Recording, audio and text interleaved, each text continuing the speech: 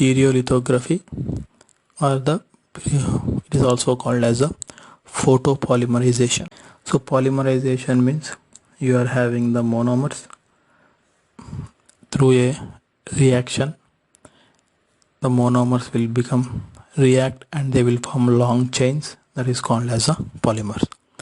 So in the stereolithography process, whatever monomers are there, that is the plastic material, they will become polymerized, or they will polymerize in the presence of usually a ultraviolet light. So usually this light will be supplied through a laser, and wherever the laser is falling, or on the liquid wherever it is falling, that particular area will be solidified. This principle is used in the stereolithography to produce solid components out of the liquid raw material. So how does the process work? So basically you are having the laser, then you are having the beam shaping optics, which means you are making it into a very fine focal point. Then you are having the scanner, so that the beam can trace over the table. So this is the length of the table, and you will be having the width of the table perpendicular to this particular, in the plane perpendicular to the figure, and this will be the height wise direction of the component. Then you are having the tank into which you are initially filling the liquid photopolymer in the initial phase. Then initially the table is at the topmost level. Then once you decide to start manufacturing a component, this particular table controlled by the support polymer is going to move down by one layer thickness. So when it moves down by one layer thickness, the liquid photopolymer is going to spread on top of this particular table for one layer thickness, or you can have a blade which is going to spread it evenly. Then the laser beam will be traced on top of this particular table, and wherever the laser falls in that area, the polymer will strengthen and will become solid. So as the laser moves over the table, the polymerization completes and you are going to get a solid component. Then once one layer is completed, the table is going to move down further by again one layer thickness. The liquid polymer is going to spread over that particular surface evenly, and then again the laser is going to move in the areas where the solidification has to happen. In that way the component is built layer by layer. So whenever we talk about the additive manufacturing processes, we know that whenever you are having some overhanging structures, then you require some supports below it. So in this case, wherever you are having the need of supports, they are also printed using the same photopolymer material. But for the support material, the strength of the laser can be reduced so that whatever the polymer has cured or polymerization has taken place, that is of lower strength, so that during the post processing, when we are trying to remove the support materials, it will break away very easily and the component can be finished much faster. So what are the materials we can produce? So the primary consideration here is the photopolymerization. So only those polymer materials which can be polymerized through the action of the laser light, those polymers alone can be used in this process. Other materials cannot be used. That is a limitation of this particular process. So what is the advantage?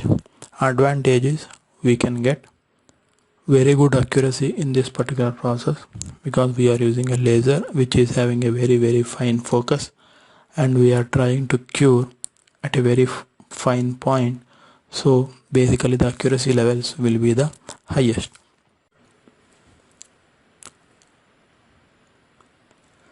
So one more point in stereolithography is whatever component that is manufactured here, it may not have reached the full strength. So in some cases the component has to be further cured. So it will be placed in a chamber and it will be subjected to ultraviolet treatment so that whatever polymerization process is there, it will be completed and the component will gain the full strength. For some cases, if the component is thin, the laser itself may be able to do the complete polymerization. Depending on the component, further curing may be done for the products manufactured using stereolithography. Or some other treatments can be applied like painting or some heating. So some treatment will be given to improve the strength of the products.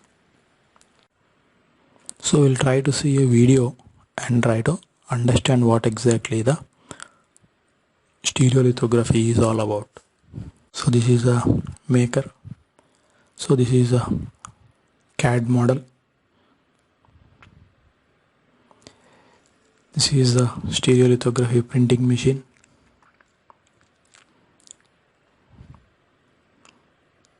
This is a tank. This is a table on which the component will be manufactured.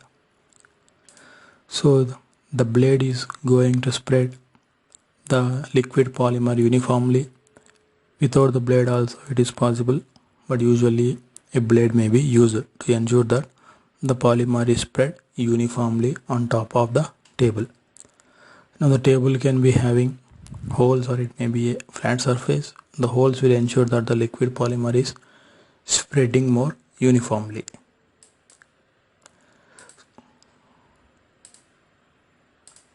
So this is a laser which is trying to cure the polymers in this particular layer so that it is becoming solid and becoming the component that is needed. So in this particular layer, wherever the material is required in the regions, the laser is going to trace and then the photopolymer is cured.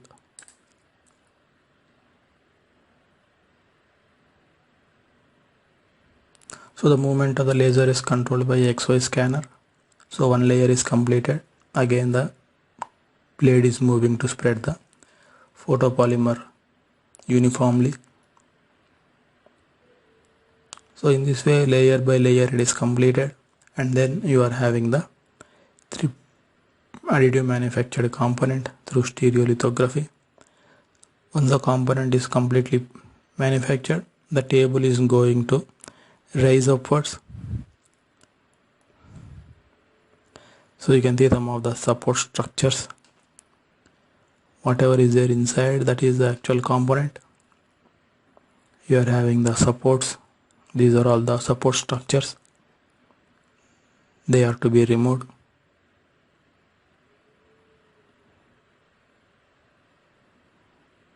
So you can use a blade or something to separate the component from the table platform.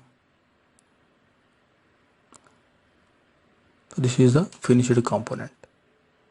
Then you can do further treatment to it to improve the surface finish or other surface characteristics.